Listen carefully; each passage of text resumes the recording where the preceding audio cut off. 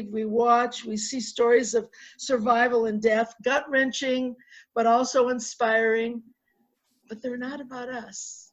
They're about someone else. So what happens is we respond. We're empathetic. We're compassionate. We want to help. We're grateful that we're fine. We're appreciative of our lives. And that is, you know, that is, again, an adaptation that we've made that has been inspired by this pandemic. Most importantly, I think, we've sort of shed a light on who we are as people.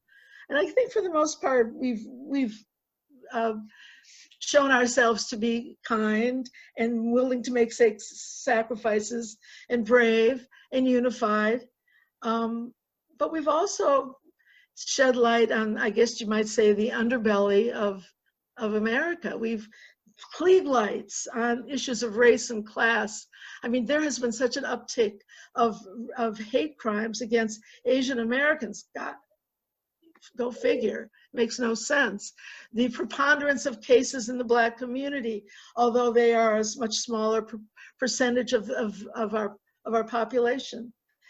We have to deal with issues. We have to think about things. Most importantly, I think we have seen this gaping chasm between the rich and poor. We've always known it was there, but this event, this crisis, has pointed to it in a way that maybe we hadn't thought about it before. And I think that you know, one of the most poignant examples of that gap is seeing young children struggling to connect to now their digital classroom without digitals. They don't have anything. They don't have the wherewithal to do it. Excuse me. In the same way that we have seen ourselves, in the same way that we have changed our lives, in the same way that we have reacted to this terrible crisis, in Disappearing Earth, the same thing is true. It's not really about the disappearance or what happened to the Gobelovskaya sisters, but it really explores the impact of that kidnapping, of that disappearance on the fabric of the country, of the fabric of the people, who they are. It shows them who they are. So they have not only reacted, but we've seen their xenophobia. We see the heightening of the racial tensions between the natives and the ethnic Russians. And most importantly, for this book, we've seen sexism, because the issue of the role of women in the society has certainly been heightened by this event. Now, I found Julia Phillips and this book at the end of last year, when they were compiling, all the newspapers were compiling lists of the top 10 books of the year, and it seemed to be on all of them. I saw that it was a finalist for the National Book Award, so I read it, and I was charmed. I was delighted. It's an extraordinarily written book. It taught me about an area I knew nothing about people I'd never thought about. But I was a little baffled. I was a little baffled by how it all fit together. And as I think maybe you were, when I reread it, it made sense. She's an extraordinarily detailed writer, and she interweaves things in ways that are seamless, but you may miss things. And of course, Russian names, not so easy. And, you know, and these stories that don't seem to hold together. She is from New Jersey. She's from Montclair. She's in her 30s. When she was growing up, she loved everything Russian. Her friends would be out going to parties and pep rallies, and she was studying the Cyrillic alphabet. Majored in Russian literature at Barnard, and after her graduation, received a Fulbright fellowship to study in Russia. And she chose to study for 2 years on the Kamchatka Peninsula. We'll never forget that, Kamchatka Peninsula. It is a sparsely populated landmass that sits on top of the Pacific Ring of Fire. I don't know if you know anything about it. It sort of fringes the Pacific Ocean, and it is filled with intense volcanic action and earthquakes. You know, not the place that brings about peace and quiet. We can see that. 40% of the land is covered by volcanoes, 29 of which are active, believe it or not. There are earthquakes, hot springs, extreme weather, brown bears, rivers turn blood red from spawning salmon, and vast frozen expanses. It's like an island. It's in the northeastern corner of Russia. It was a closed military zone until 1989. Excuse me, but its access to mainland Russia is blocked, is severed by these range of icy, impassable mountains. So you can't get to Kamchatka Peninsula unless you fly, or because it's peninsula, I guess you could take a boat. It's really a self-contained, isolated, you know, it'd be perfect in a pandemic because nobody can go anywhere. I mean, I'm sorry, that was not right. But I mean, it was really, it is a very isolated place. No roads, and inside either. In the winter, in the ice, sometimes people pound out roads in the ice. Of course, they melt, and the rest of the roads are washed out most of the year.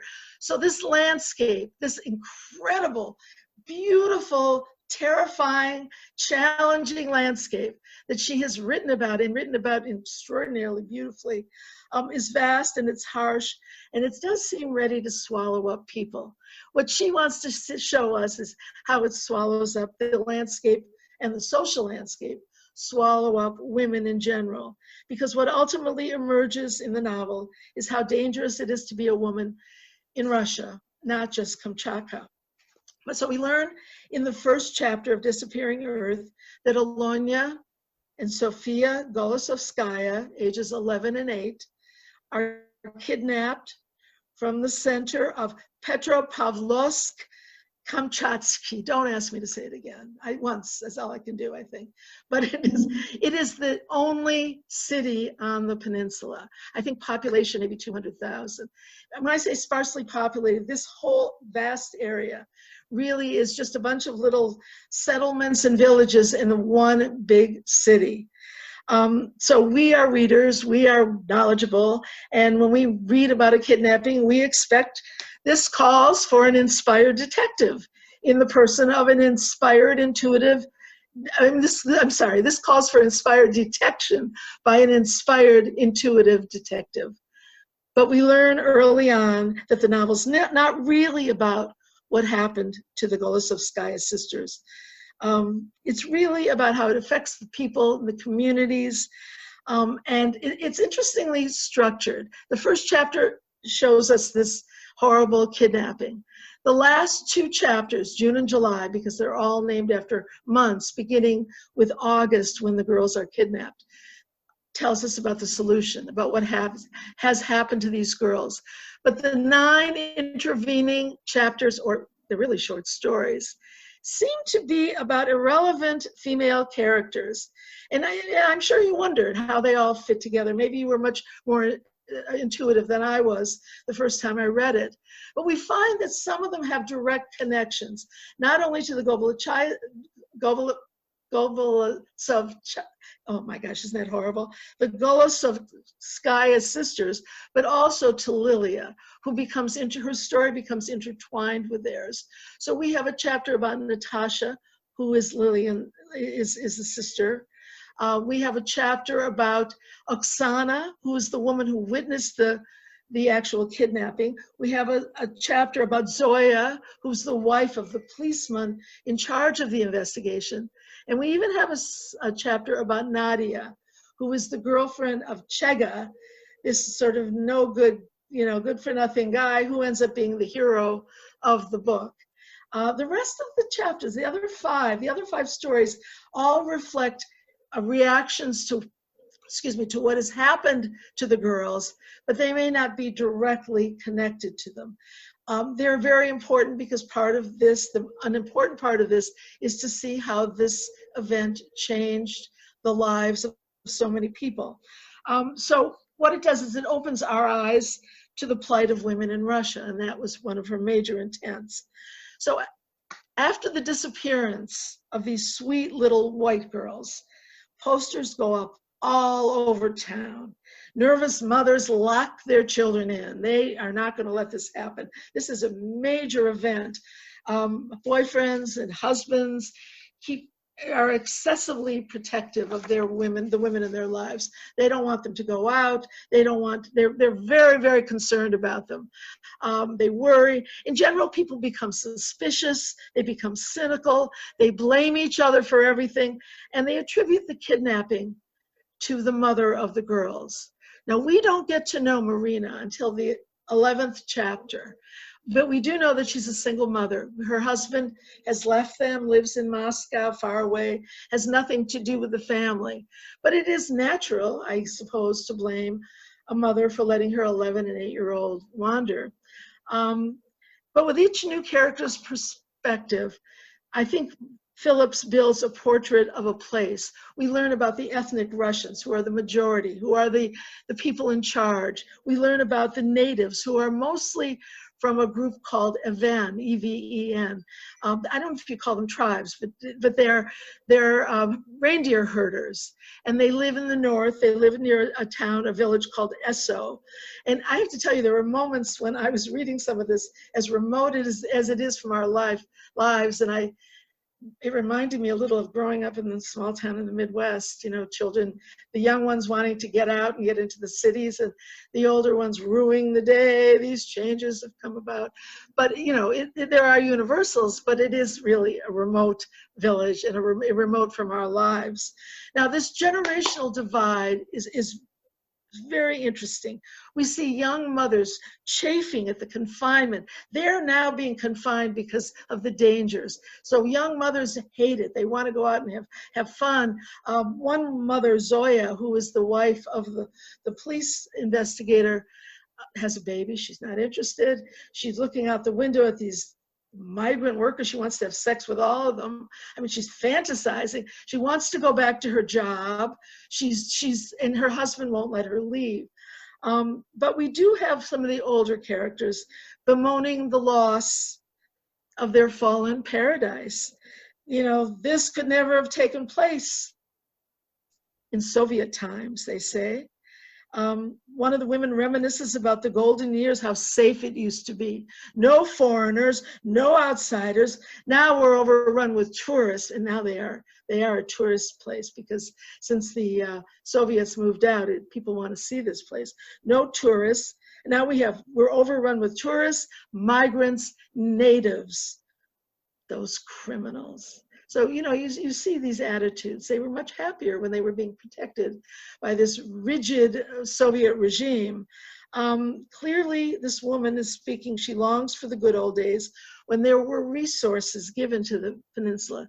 They were, you know, as I said, they were military bases. So the Soviets invested a lot of money, a lot of time, a lot of effort in the Kamchatka Peninsula. And they were building a secret outpost against the United States just east along the Bering Sea. But they're gone. 1989, they left. And they left the Kamchatka Peninsula sort of ignored. They're not important anymore. So they say the people, before the fall, children were raised in a strong home, an idyllic village, a socialist nation of great achievement.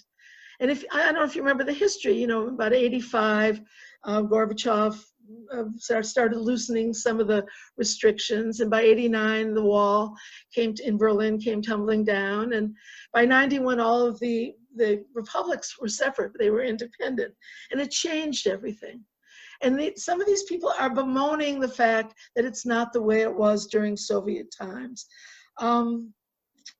Communities splintered, making them easy places to be forgotten and easy places to disappear. The old regime of the Soviets, with its discriminatory policies, its denial of rights to natives, provided order, and they liked that, and safety, and meaning for the old guard. They believed in the dogma, they believed in what they were being taught, and they held on to that. So these older people have conveyed these rules, this rigidity, these ideas to their children, who are struggling with you know, push and pull, with wanting to be part of the new guard, the freedom, but also having been raised with these old ideas. Now, Julia Phillips in interviews has said she wanted to portray violence against women. That was her idea in writing this book. She could have written it anywhere. It happens all over. But she was determined to write it about this very secluded area in Russia. And at the time of the dissolution, right after the dissolution of the Soviet Union, excuse me. Now, the White Russians in the peninsula right away go to the fact that those dark-skinned foreigners must have kidnapped the girls. And even the police says, yeah, I'm sure wasn't it some Uzbek or some Tajik migrant worker? Even the police buy into all of this. And the natives, of course, do not trust the White Russians. The natives are about 10% of the population. But a lot of the people we read about are from that Esso area, and they are native. The other racial, besides the racial divide, the kidnapping also intensifies the urban and the rural separation.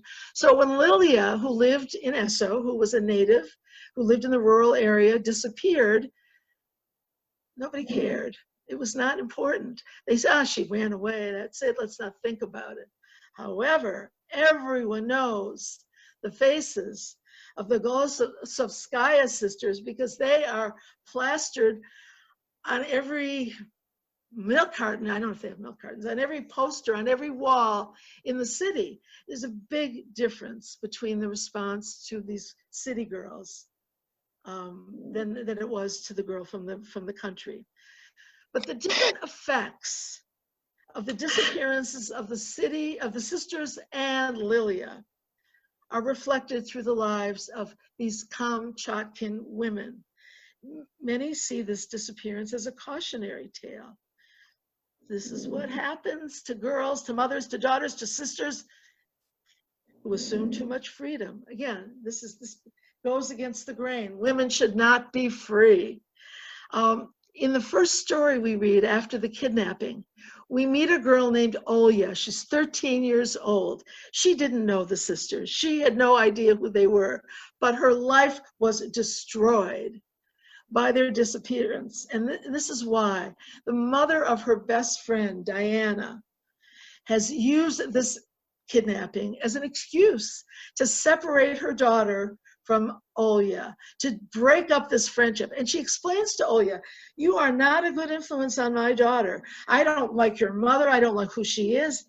Her mother is another single mother, another mother who is forced to work as a translator in this case.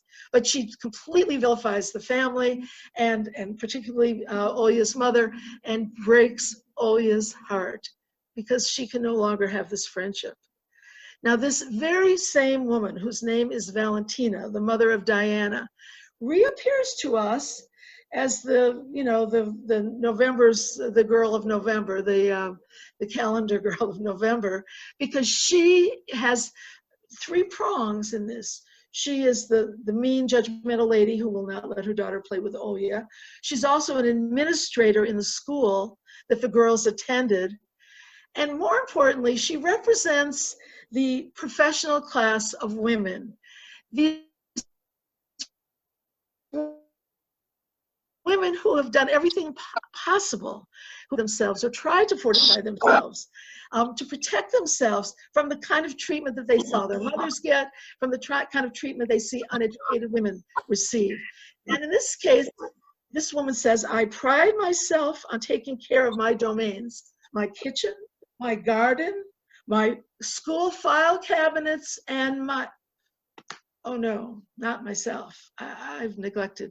She had what she called a blister that she kept slapping Band-Aids on month after month as it became worse and worse and festered to the extent that she knew she had to see a doctor and was pretty certain that she had cancer. We find out later that she does rather. But she has to then deal with the fact that she neglected herself during all this. And that's the uncertainty of not being in charge. So when she's at the hospital and finds that she needs surgery, she is told to walk down the corridor to the surgery naked. Now, this is a woman who has so much pride and who has done everything she can to keep herself safe from this kind of denigration. And she's humiliated, I would call it insulting disregard. She is a woman who happens to be naked, walk down to the surgery, but she's so insulted. She's so uncomfortable. This is offensive to her. A woman who has said she's done all of these achievements to fortify herself against disaster. But in the end, she's a woman. It's insulting disregard. Another woman we meet, Oksana, the woman who witnessed the kidnapping. She is an esteemed scientist, one of the top scientists in the Department of Volcanology. And she tells the police what it is that she has witnessed. Insulting disregard. They don't trust her. She's a woman. Even the police said, somebody told us something, but we paid no attention to it. So again, another woman who's done everything to fortify herself. She's highly competent, highly educated, and to the police, she is disregarded. She is not important. At a New Year's Eve party later on, we meet another educated woman, Masha, who grew up in Kamchatka, but lives now in St. Petersburg. She's come to see her old friends, particularly Lada. And Lada says, why can't you stay? And she said, no, I have to go back. I have to find a new roommate. After all, I just broke up with my girlfriend. Well, Lada becomes unglued. She really gets upset. And she says, you can't say that. You're going to get killed. She said, look at those drunk men over there. They'll do something to you if they know you're a lesbian. And she said, it's not just that. She said, neighbors will report a girl, even a smart girl, if they think she has a girlfriend. The police will hurt you if they get the choice. And then she says, after all, one mistake can cost a woman her life. The Golisovskaya sisters made themselves vulnerable by walking alone, and look what happened to them. And she keeps on. She keeps saying these things to her friend Masha. She says, you know what? A Russian woman must always remember, if you aren't doing what you're supposed to, if you let your guard down, they will come for you. So I don't know if you felt this, if you read it, but I felt in the conversation between Lada and Masha that they might have once had a romantic relationship. But Lada, who understands the severity of this societal prohibition against homosexuality, is not in any way going to let herself be vulnerable. So she is not gay for all intents and purposes. One more woman I would mention is a woman named Fuchsia, who is a native. She's from Esso, but she's very smart, and she's given a full scholarship to the university in the city. And during her 4th year, she chooses to take a native dancing course. Now, she talks about the fact that when Lilia disappeared from Esso, her boyfriend became very attentive to her, and she was kind of heartened by that. He does care about me. But as time goes on, he becomes oppressively protective. He demands that she speak to him twice a day. He gives her the 3rd degree. He asks obsessive and patronizing questions. And the more he does, the angrier it makes her. Meanwhile, she's met this lovely man, her dance partner named Chander, who's also a native. They share so many things. They have conversations. They're equal partners. They're physically attracted to each other. And as far as I was concerned, there was no question that he was the man she should be with. But she goes back because her boyfriend from home, Ruslan, who later is described as sleazy by her sister-in-law, is a Russian. His status is higher than the natives. She's gone with him for 7 years, so for whatever reason, she decides to return to him. It's impossible to understand. Is it fear? Is it social expectations? Is it pragmatism? We don't know, but she cannot follow her heart. She cannot do what she probably wants to do, but must go back to this oppressive, sleazy man. So I think what we have here is we have the idea of disappearance set up by the disappearance of these women, of these young women. But the idea of disappearance goes farther than that, because it depicts other ways that women disappear, that they are diminished, that they can go missing from their own lives. It can be suppressing desires to please a partner. Again, that woman who wants to have sex with the migrants, her husband comes home late, drunk. He's never called to say that I'm not going to be there for dinner, so dinner sits on the table cold, and then he abuses her, but she stays with him. She does what he wants. So we see examples of that. We also see examples of women remaining in bad relationships out of fear. And I think that has to be Ruslan, who certainly is easily afraid that if she leaves her Russian boyfriend, there will be ramifications, and she's not going to take a chance. And of course, the repression of sexuality, not just gay sexuality, but even someone like Lilia, whose reputation was ruined because she liked boys, and she, was not supposed to, I gather. The women in this book are diminished, and they diminish themselves for the sake of others. So it's not just the society doing it to them. They are buying into it, and they are doing it as well. Now, the men in this novel are not portrayed very flatteringly, I would say. There may be two of them. Chander I liked, but most of them, first of all, most of them are absent. There are so many women who are raising children alone because, as happened to Nadia when she got pregnant at 15, he fled, he left. He had nothing to do with her. And we see this in many of the cases. The women are abandoned. But even a nice guy like Max, whose girlfriend Katya and he are going on a camping trip, he forgets the tent. And then later on, go into Oksana's apartment to get his forgotten papers. Oh, he leaves the door open.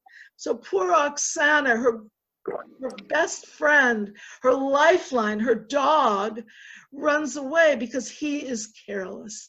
So we see this in Chega also. Chega's girlfriend Nadia is running away from him because he won't fix the pipes in the kitchen. She ends up going back to him. It's interesting. You wonder how cultural all of this is. But it's clearly there's clearly a difference there. Now, I don't know what, I know Julia Phillips' intentions were manifold. I mean, clearly she wanted to present this collection of fragments, these sad, unresolved stories, offering a picture of Kamchatka as a grim place populated by pitifully trapped and miserable people. Besides the dangers of the volcanoes, oh my gosh, you have to add this to it. They have miserable lives, particularly the women, almost entirely the women as we're seeing it. So that was one of her goals, to show us about the structure, to show us what women endure. She also immerses us in this remarkable landscape, this physical landscape that must be breathless. And as I said, people are now visiting it as tourists. She's also revealing the landscape of the society, which continues to diminish women, even competent, educated women. And she shows us, she focuses on ways that women let that diminishment happen, how they do it to themselves. It's remarkable. I think that these women are afraid, but I also think they've been raised by mothers who've taught them these restrictions, so that it's wrong to color outside the lines. It's wrong to defy expectations. They've grown up believing that. So there is this push-pull that they have, wanting to conform on one level to what they've been taught, but recognizing the powers and the talents within them and the desire to be free. It's very, very interesting because they honestly fear that if they do defy expectations, they will be doomed. But the ending of this book changes everything. So we've got miserable, sad, unresolved stories. Nothing makes you happy. And then we reach June. And in June, we meet Marina, who is the mother of the two girls. And Marina is portrayed in this extraordinary way. I mean, she is plagued, overwrought, besieged by sadness, profound sadness and guilt. And she punishes herself over and over. She's physically ill. She faints. She has to keep her mouth in an O to get oxygen. She's so unhappy. She cannot move on with her life. We virtually inhabit her. I think she is the best portrayed of all of the characters in the book. But we meet her, and she's been invited by two friends to go to a festival that is coincidentally organized by the mother of Lilia. It is a lovely festival. It is a welcoming, it's Woodstock. It's welcoming people, not just natives, because it's celebrating native culture, but she welcomes the Russians, she welcomes the immigrants. They sing, they dance, they eat wonderful food, they commune with nature, they sing Kumbaya, they circle around holding hands. It is the complete opposite of the rest of the book. It's a unifying moment, which is the antithesis of everything we've seen so far. And of course, miraculously, it brings together three people. It brings together Marina, the mother of the two girls, and it brings together Natasha, who is the sister of Lilia, and Chega, the photographer, who we've heard about a little bit. He's not so reputable. He's just kind of a ne'er-do-well. And they talk. And Chega realizes that the detail about the eyewitness had never reached their area because the police didn't take her seriously.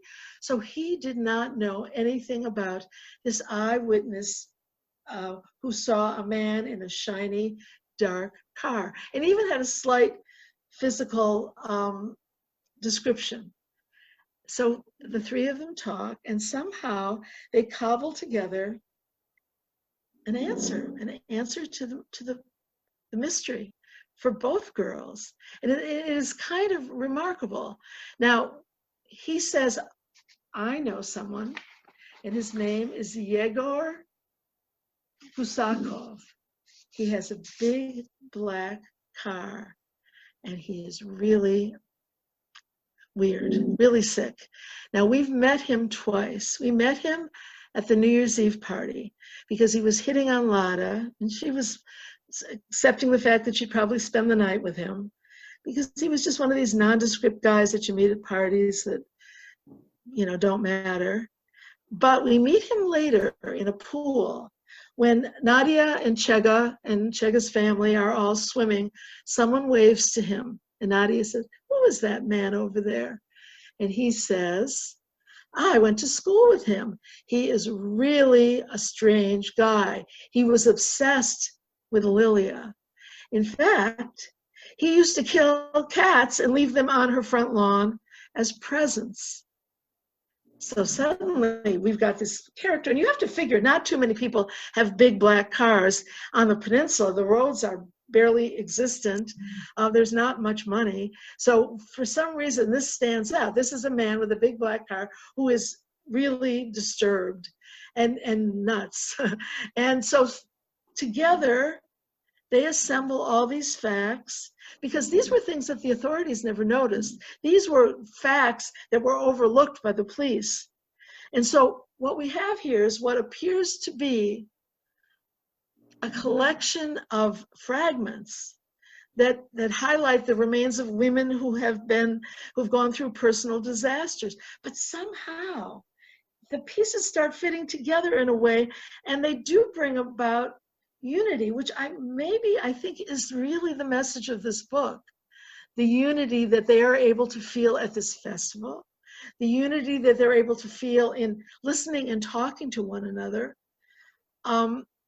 And of course, what they realize is that they themselves have the ability to solve this crime, to figure out the mystery. They probably have always had the ability, but now they are doing it. And the great act of detection that we all were looking for after the kidnapping in the beginning of the book occurs right here. It's required to solve both of these mysteries, and it occurs when these three people get together and talk. And for us, our great act of detection occurs in what is given to us at the end of the novel, that very last chapter, that scene in the house between Alonia and Sophia. Very riveting, very surprising. As one critic describes the last chapter, it peels open your chest, cracks back your ribs, It grips the muscular organ, the heart, and it squeezes out the stuff we read fiction to feel. So the range of emotions that I think we all felt, probably if we read the book, when we read that last segment, is why we read fiction. Those, and they are a range of emotions. On the day of their abduction, Alonia tells Sophia the story of the disappearing Earth. She tells her about the village that lived at the top, that existed at the top of a mountain, and following an earthquake and finally a tsunami, was destroyed and disappeared. In every inch of it was gone, from people to possessions to homes. Every bit of it disappeared. No one ever heard about it again. It was gone. She tells the same story to Sophia on the day that ostensibly they are going to be rescued. But this time, in the retelling, the people do not disappear.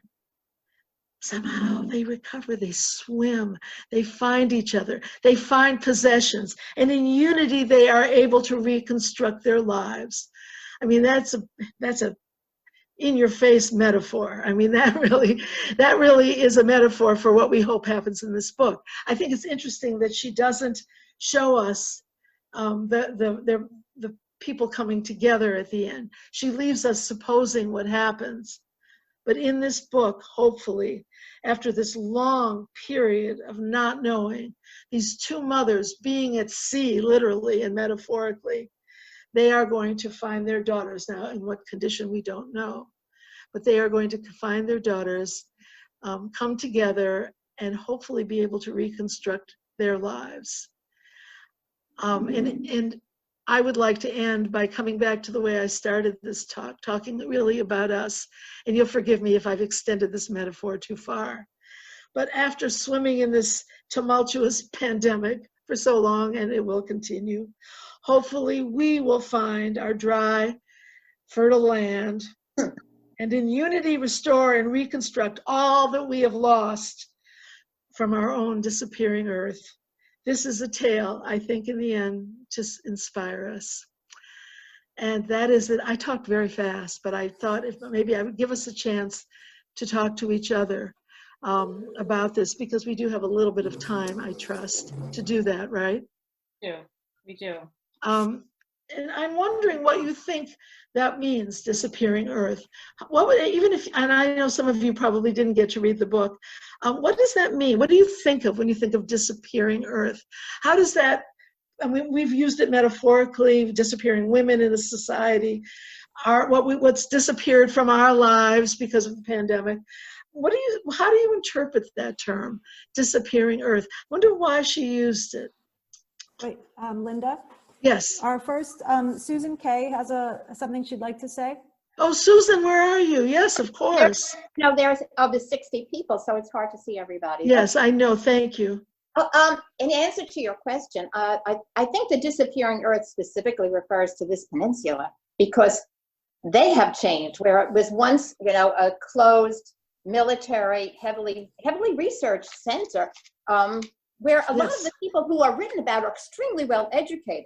I mean, this is really, from our perspective, an accomplished group of people because they're professionals. They're nurses, the head of a cultural center, they're journalists. But their world has completely changed. Yes, because of the opening up of the closing down of the Soviet Union and the opening up of this peninsula to outsiders. So I think their Earth, their world has disappeared. It has completely turned on its head. And that's really what happened in all of the Soviet Union. And it's pronounced here because this was a military zone that is now open. And I think that, I thought it was extremely well written, very interesting, very engaging, all of the stories. And they're so heavily interconnected, including Revmira, who lost 2 husbands. And I thought that was particularly sad because her second loss was because there were tourists who were irresponsibly skiing. And her husband, who's a native, was forced to search for them, and he's the one that was killed. I felt that was a comment about how the outside has now infringed upon them, and look what it's like. And also the comments about Moscow and St. Petersburg, because they are so distant from those locations. They're assuming that Marina's husband is extremely successful in Moscow.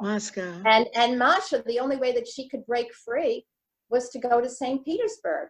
And poor Nadia, she's applying to these jobs in banking outside of the community in order to break free. So again, there's the contrast of their, of their little world and the outside world. And I thought that was extremely well done. I really enjoyed the I'm so book. glad. It's the contrast of capitalism and they're breaking into the world of capitalism. It was fascinating. It was a great choice. I think I agree with you. Do you think this book could have been written about any other kind of community? I mean, was it the specificity of their being so isolated? I think that it's particularly Soviet and post-Soviet. And the other comment I forgot to make was, yes, nobody trusted that the police would ever solve the crime, and there were many comments about the police taking bribes. And that is the Soviet Union, and even now Russia. I mean, that's just the common attitude. We don't have that feeling about police. No, of course not. We don't. I mean, unfortunately, with Black Lives Matter, that's a different situation. But I don't feel that the police would not be able to help me if there was a situation. Whereas they, of course, no. I mean, you have to bribe. And also, the police were only interested in the Russian girls, not in the native. Yes, not in the native. And that was their constant comment. So, right. What she does, thank you, Susan, so much. And I totally agree with what you say, and I appreciate it. I think what she does so skillfully is reveal so many aspects of this world, but she interweaves things in ways that she doesn't have to hit you over the head with it. It's just, it comes through, and you obviously picked up most of it, which is wonderful. Yes, somebody has a... Can I say? Oh, Evelyn, yes. I also thought that it was very universal, because you started out your talk by saying that these were very difficult times and we're all feeling anxiety, and almost every chapter just tapped into something we all fear: falling off the edge of the earth, losing a spouse in an accident, having your dog run away, having your children disappear, being trapped in a bad relationship, being stalked by an old lover. And so it was very universal, in addition to being specific to life in Russia. Right. Incredible that the connections were so strong. I felt them too. Anyone else want to add to this or add? Why do you think she waited to the end to talk about Marina? Why did we have to not know about Marina earlier? I mean, I think it was skillful, again, to do it, and at the festival of all places, this native festival. Did that change things for you? Should we have known how upset Marina was? Everybody was blaming her. Do you think it was a artistic thing to do? It was an artful decision, or? I don't know why. I think it's possible that Julia Phillips didn't want the focus to be on the mother's search. She didn't want the mother to be the focus, the mother's pain. And as a result, I think we didn't even recognize the mother's pain. I thought that chapter was written so poignantly. Really? The pain that Marina was living with. And we really had no clue about it up until that point at the very end of the book. No, I agree with you. Anyone else have a thought about that? With Julie Klein, did you just write something? Oh, I just saw your name down there. I sent the password in the chat for, I think Mina needed it. But also, if anybody wants to comment, you can either, if you don't know how to raise your hand with the system, you can kind of just say your name, and if no one else is talking, because I'm not sure if anybody's not sure how to use that technology. I just wanted to mention that I heard the author speak. Oh. Yeah, and she said something really interesting, that when she was in Russian class in university, she had a professor, Russian, who said, if someone sat way back far in the room, what are you doing? Are you in Kamchatka? That's what he would say, yeah. So I wonder if that's where she got the idea to go there. when she went to Russia. When she had her Fulbright, right? Well, Right. that's an interesting. Yeah, I love that. I mean, honestly, I mean, from New Jersey yet, and she had this love affair with Russia right from the start. That's very interesting.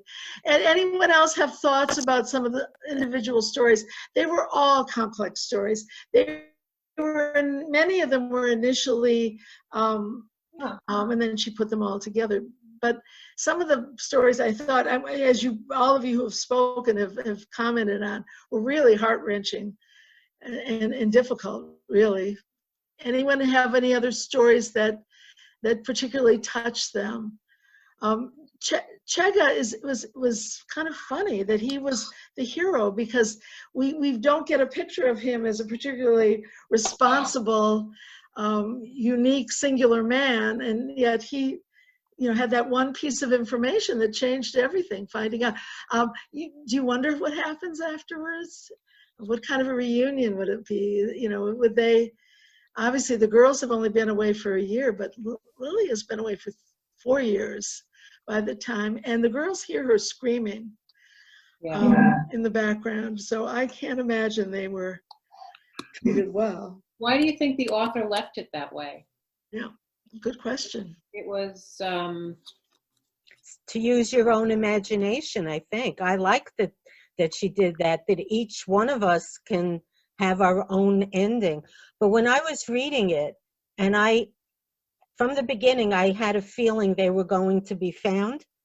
mm-hmm. It reminded me of those girls who were abducted in Ohio, that guy Castro, and then that girl who was abducted in California, and it was the same reaction. Everybody kept saying they must be, they must be dead. This girl must be dead. They're all dead. They're looking for the bodies, and yet they were all alive. So that gave me hope as I was reading. So I kept thinking about it, that they're going to be found. Which were you impatient to know, or were you able to kind of read the other stories? I thought that it was just so well written that I enjoyed the words. I don't know how to explain it. I do. I enjoyed actually her use of the words. It was like she was an artist. Yes. She painted this picture, which was incredible. So you really, you can compare it to other cultures, of course, but it's definitely a good picture of what happened in Russia, and especially in a very tiny place like that. And it could be anybody who's married to, a husband who's so controlling. And that's part of the culture. These women all accepted it because this was what their mothers did and their grandmothers did and their aunts did. So though they were unhappy and they didn't want it, the only way out that they could see was to actually run away. Right, which Nadia tried to do. And they couldn't just stay there. They couldn't just stay there and be in the same place as their husband. So I thought that was very interesting, but it was really well written. Right, and the fact that it was so inaccessible as a place, this peninsula, just accentuated that feeling. They were trapped. I mean, they were really trapped there.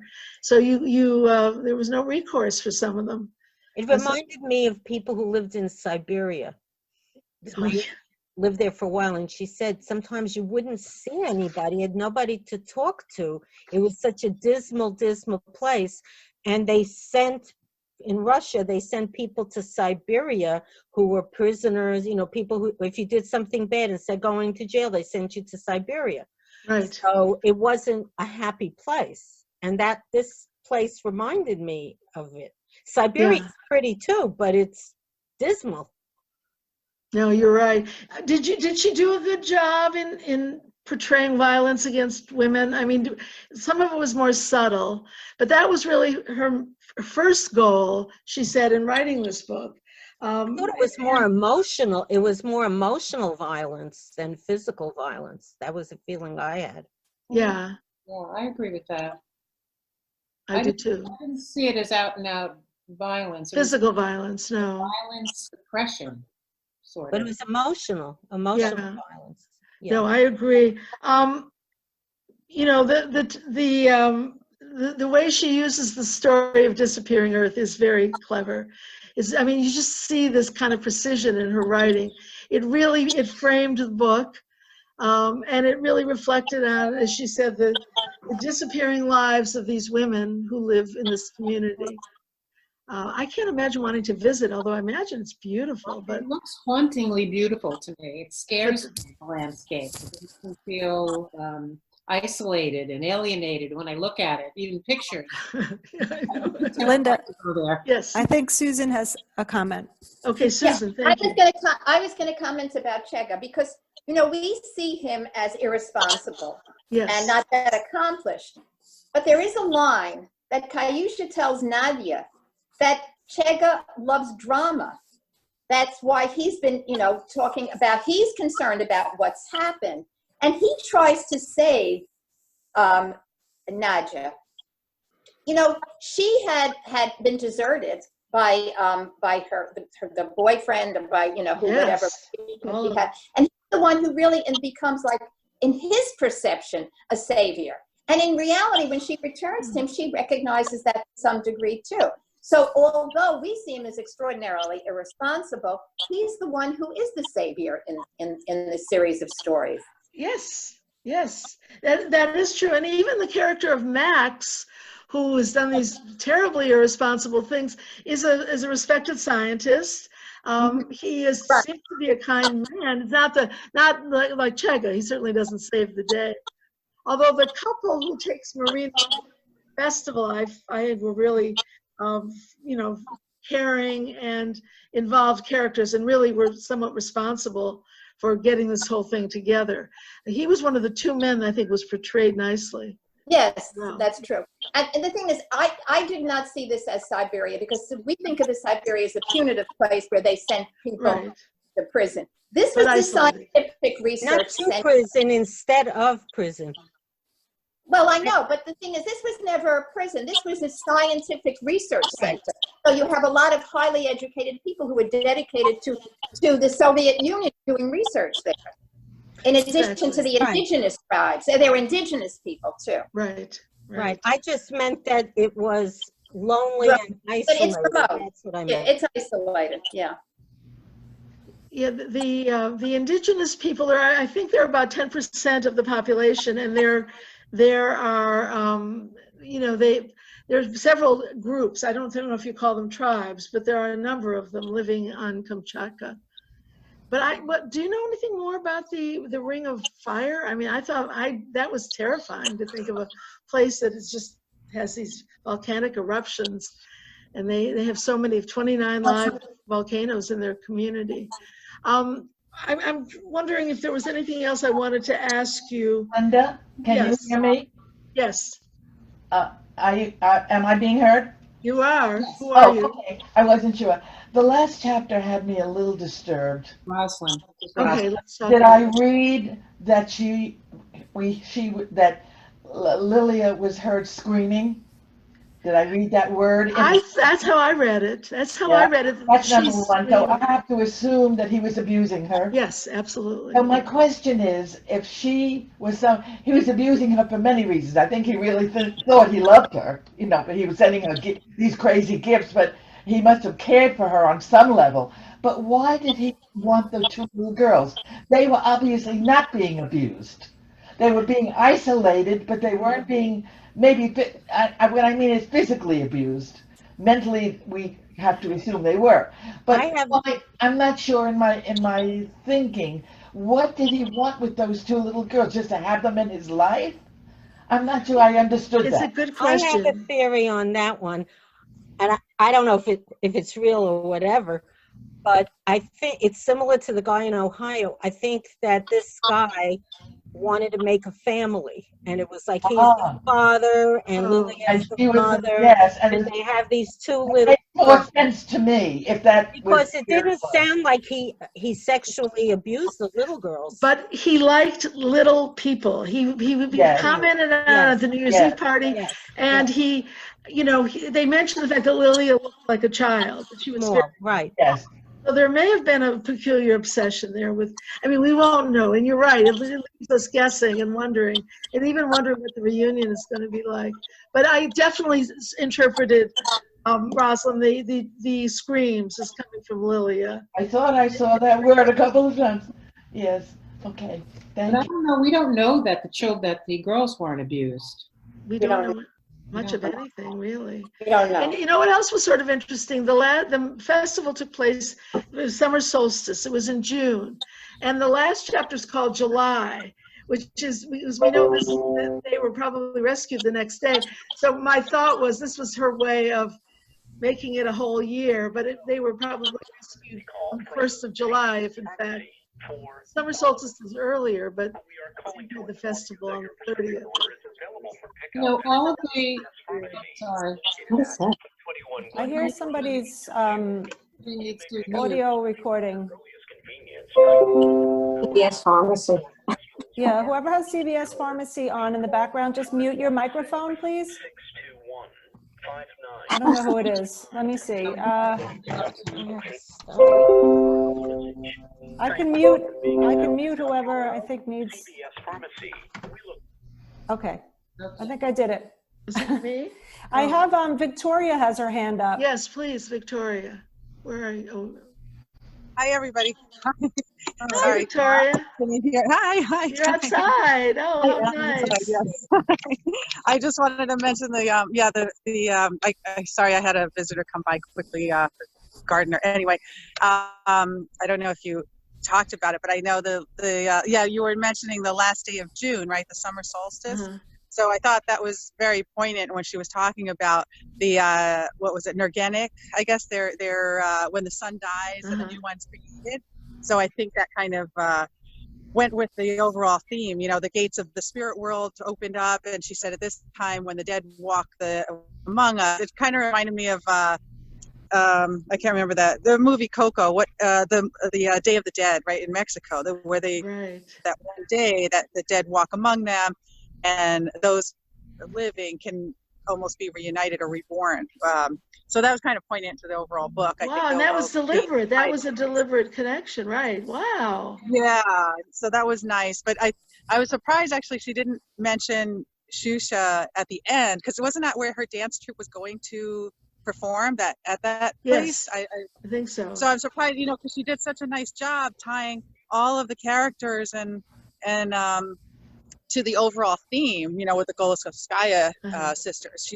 Everyone had their part in it. I think she tied it all nicely. So I thought she would have come full circle and actually tied, and said, oh, Fuchsia and Chandra were dancing, or somehow mentioned them in the dance. I'm just surprised that she didn't say anything. But she did, I mean, she omitted things deliberately. I think you're right. And for whatever reason, we don't know. But there was something about that whole natural setting at the end. They were communing with nature.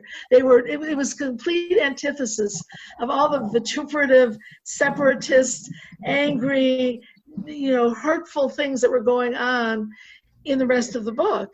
Right. It was it was a unifying moment for us as readers, but it was also such a departure from everything that had come before. So I'm not sure why she included certain things and not others, Victoria, honestly.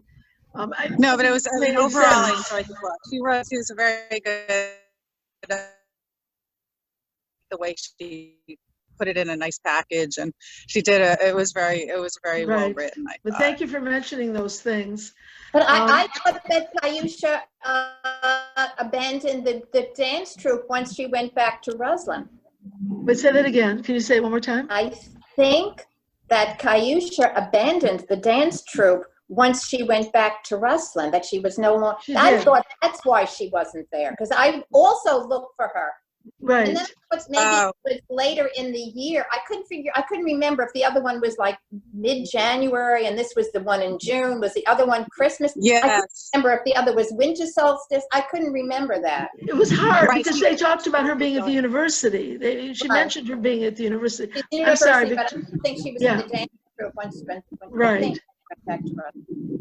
Oh, but no, you're right. You're right. Yeah. That was tricky. I thought that was kind of tricky to put the time, to figure the time. Anyone else have Rosalind? No. Rosalind? I think Rhoda wants to say something. Oh, okay. Rhoda? Where's Rhoda?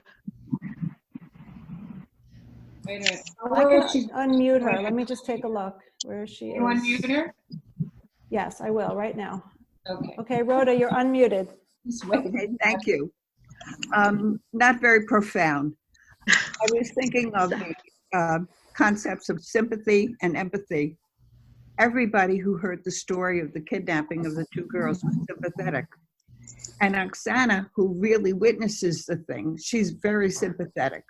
But until she loses the dog, That's right. she really doesn't understand the empathy Good point. aspect of it. And the other thing is, it's a very common metaphor that when something really traumatic happens to you, it takes away the earth you're standing on. Like what you're standing on disappears. I forget exactly the metaphor that's used, but it's fairly common. Oh, wow. But it like knocks The earth out from under you? Yeah. Yeah. Round. So I thought she might have just, Oh, that's perfect, right. you know, but I realize, you know, as much as we feel sorry about things when we read about them, until we actually experience something similar, as did Lilia's mother, and as did Oksana with the dog, like the degree of empathy isn't just as powerful for other people. And then this uniting experience puts it all together. So I thought the book was And that was very profound what you said. Don't ever diminish what you think about what you have to say. It was lovely. Thank you. Did anybody, I don't know if I'm remembering correctly, but it seemed to me that most of the women in the stories were not married. They were with men and they had relationships, but do you remember any of them being married? Yes, the one who's married to the officer.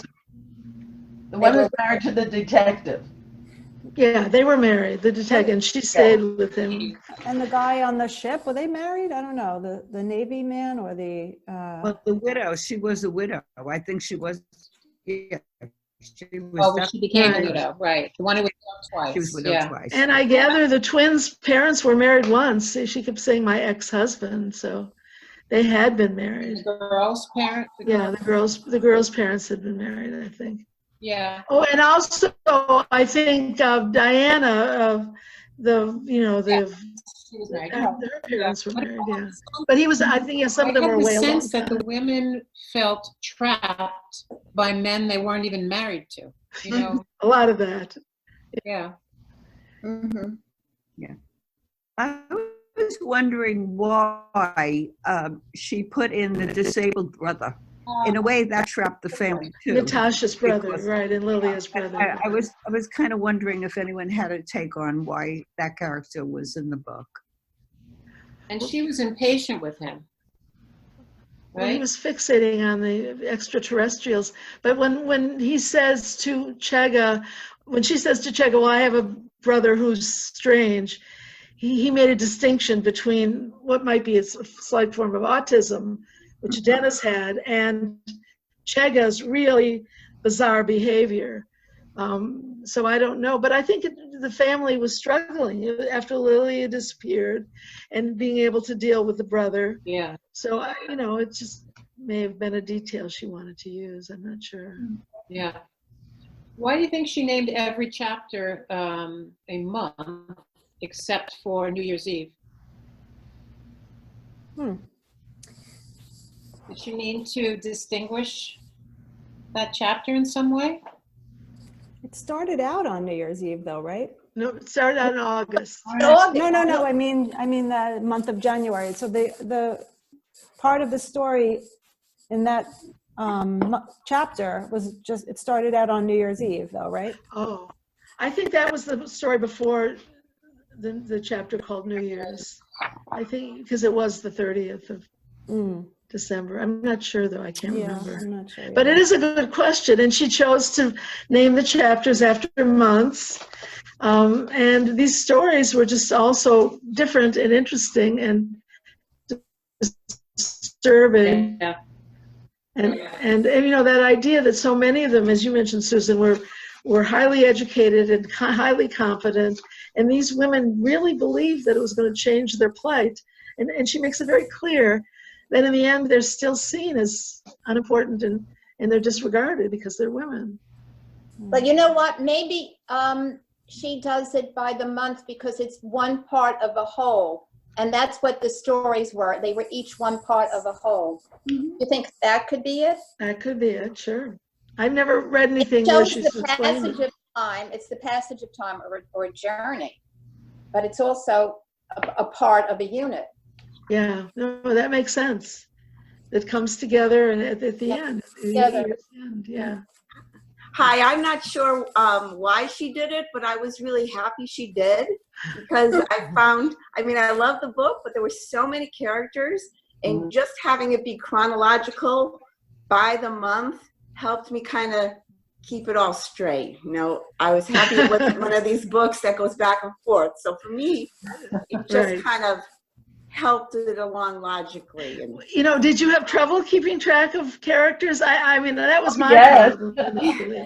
Yes, I had to go back to the beginning. And of course, the Russian names are so hard to keep up with. Russian names are hard. And every time I came up with a name that sounded familiar, I'd have to go back to the book to see Right. And also, you know, at the end, I was very impressed with the resilience of the two children. How the older sister kept the younger one engaged. Yes. Still with the stories. And yes, they got scared. They went under the bed together. But yet they were not crying. Right. And it seemed to me that as traumatic as this was, that they would recover with strength and be able to overcome this. Yeah. No, I felt that too. I did feel that. There was the real connection. To make it. Yeah. Sorry if I so. My computer was losing its power. Anyone else? Any other thoughts? Oh, let me go get that book. But I love that we ended with the idea that these sisters were really, she kept telling her stories. You knew she'd been doing that. Alonia had been telling Sophia's stories regularly. Do you want me to tell you the one about the, whatever she said in the beginning? So she had been entertaining her little sister as much as she could. Yeah. And that was wonderful. What a wonderful thing. Maybe predicting a new resilient type of woman. Yes, you hope the next generation is that much better. You're absolutely right. Let us hope. Okay.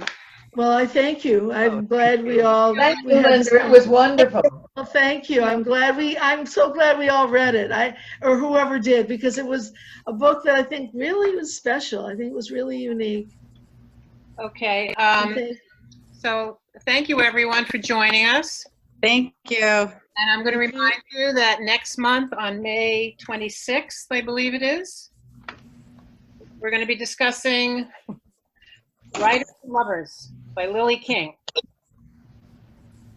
And you can get it on Libby as an ebook. May 26th is not a Tuesday. And I think it's on Hoopla. Yeah. An ebook on The audio Hoopla. is on Hoopla. Oh, it is the audio? I thought, all right. I'm not sure. I think the last time I checked, all right. The audio was on Hoopla and the ebook and audio was on Libby. I listened to it, the audio. You did listen to it? Yes, yes. Okay. It's on audio. Okay, great. And returned it. Okay. I don't know why they don't have the ebook on Hoopla also, if they just have the audio. I think it is on Hoopla. I think I've read it on Hoopla. Yeah, they have the ebook on Hoopla. Well, that's how I read it.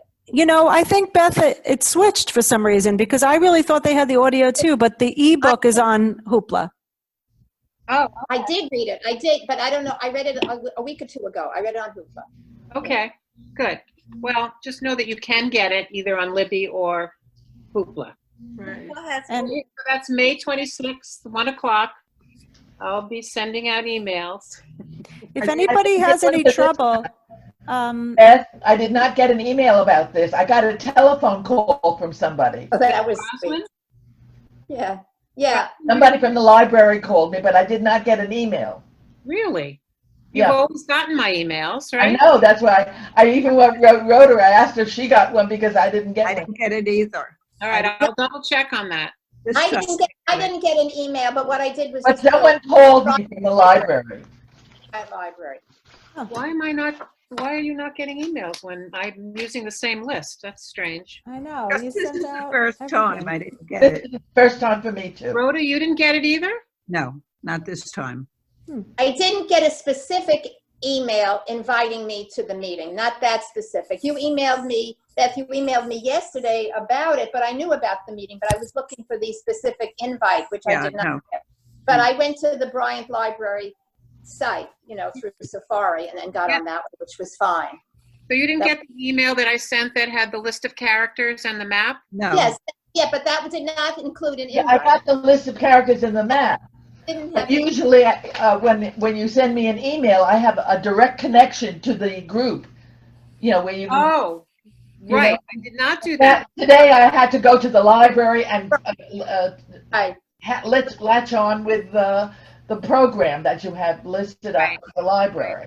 And I guess I should have mentioned, I'm upset that I didn't mention that in my email to go to our website to the Yeah. Well, we got Sorry, here. I should have done that. What we got here, right? Have you ladies decided on the book after Writers and Lovers? Yes, it's going to be Afterlife, and I don't Julia have Alvarez. to show you. Would you say that again? I didn't get it. Afterlife, After LIFE? yes. And it's Two by words. Julia Alvarez. Alvarez.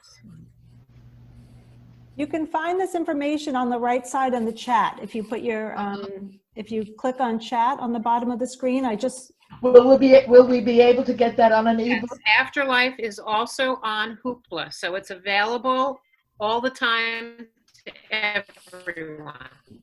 Great. What was the first Julia name? Alvarez.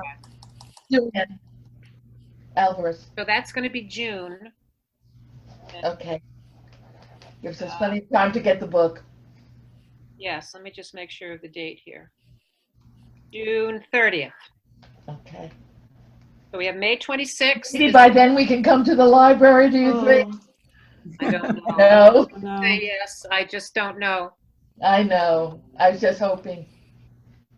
I'm gonna say it's doubtful. you can Yeah. go ahead. I would Especially in a agree. group. Yeah. I mean, I don't know how the library will be open, but I don't believe it will be open for a large group. Oh, right. So Right. we'll probably be Zooming for a little while. Well, Beth, we'll take what we can get. Yeah.